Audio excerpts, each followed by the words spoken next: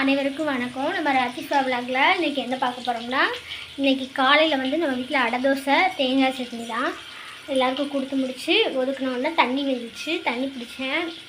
அதுக்கப்புறம் தண்ணி பிடிச்சிருக்கும் போதே இன்னொருத்தவங்களுக்கு சாப்பாடு கேட்டாங்க. அப்புறம் அடை தோசை திரும்ப ஊற்றி இருக்கிற சட்னியெல்லாம் ஊற்றி கொடுத்தாச்சு.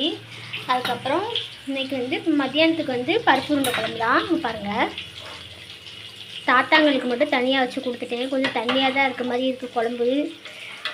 தண்ணி வந்துச்சுல, அதனால் தண்ணியை கூட ஊற்றிட்டேன் போல இருக்குது அப்படின்னு சொல்லுவாங்க எங்கள் வீட்டில். தண்ணி வந்தனால குழம்பு தண்ணி ஆக்கிட்டியா அப்படின்ட்டு. அப்புறம் முட்டையை அவிச்சே கொடுக்குற மாதிரியே இருக்குல்ல, அதனால் இன்றைக்கி கொஞ்சம் டிஃப்ரெண்ட்டாக பொரிச்சு கொடுத்துருவோம் அப்படின்ட்டு பொரிக்க பார்த்துக்கோங்க. இதில் வந்து சவுச்சக்காயும் பருப்பும் போட்டு தான் கூட்டு வச்சுருக்கேன். விசில் பண்ணோன்னே எடுத்து தாளிச்செல்லாம் ஊற்றி எல்லாமே இது பண்ணிட்டேன். ஒரு வரி விட்டு எடுத்துருவோம். சோறு எடுத்து இது பண்ணி பாருங்கள். அப்புறம் காலையில் வந்து பாப்பாவுக்கு வந்து கொண்டக்கடலை பிரியாணி தான் போட்டு கொடுத்தேன்.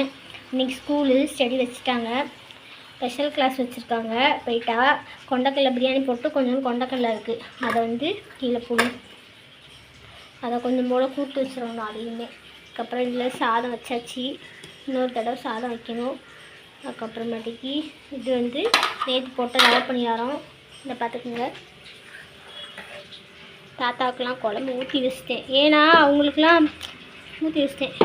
ஏன்னா அவங்களுக்கு உரப்பு இல்லாமல் கேட்காங்களா, அந்த உரப்பு இல்லாமல் நம்ம எல்லாத்துக்கும் வைக்கும்போது சேர்த்து வச்சோம்னா எல்லோரும் உரப்பு கேட்காங்க. கொஞ்சம் பேர் கொஞ்சம் உரப்பு கேட்காங்க, உரப்பு இல்லாமல் கேட்காங்க. அப்போ செட் ஆகாது அப்படின்ட்டு தாத்தாவுக்கு அவங்களுக்குலாம் தனியாக வச்சிட்டேன்.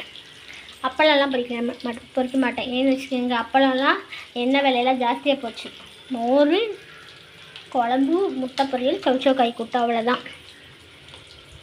இவ்வளோதான். அப்பளம் வந்து தாத்தாவுக்கு மட்டும் 2 அப்பளம் கொடுத்துருங்க. ஏன்னா தாத்தா நான்வெஜ் சாப்பிட மாட்டாங்க, அதனால் அவங்களுக்கு மட்டும் 2 அப்பளத்தை போட்டு கொடுத்துட வேண்டியதுதான்.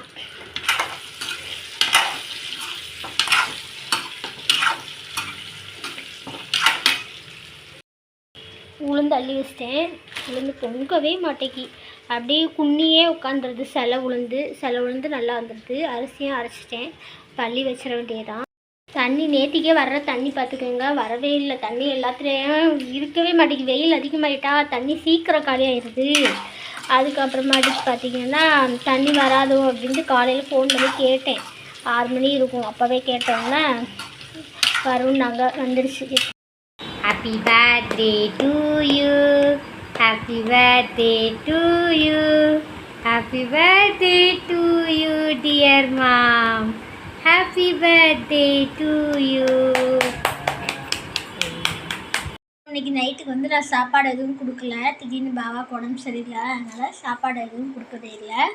அப்புறமேட்டிக்கு இந்த கேக் வந்து என் ஃப்ரெண்டோட பொண்ணு தான் ரெடி பண்ணுறா. எல்லா பிளாக் ஃபாரஸ்ட் கேக்கு, அப்புறம் நிறைய ஃப்ளவரில் செஞ்சுக்கிட்டு இருக்கா. நிறைய கேக் வகைகள்லாம் செய்கிறா.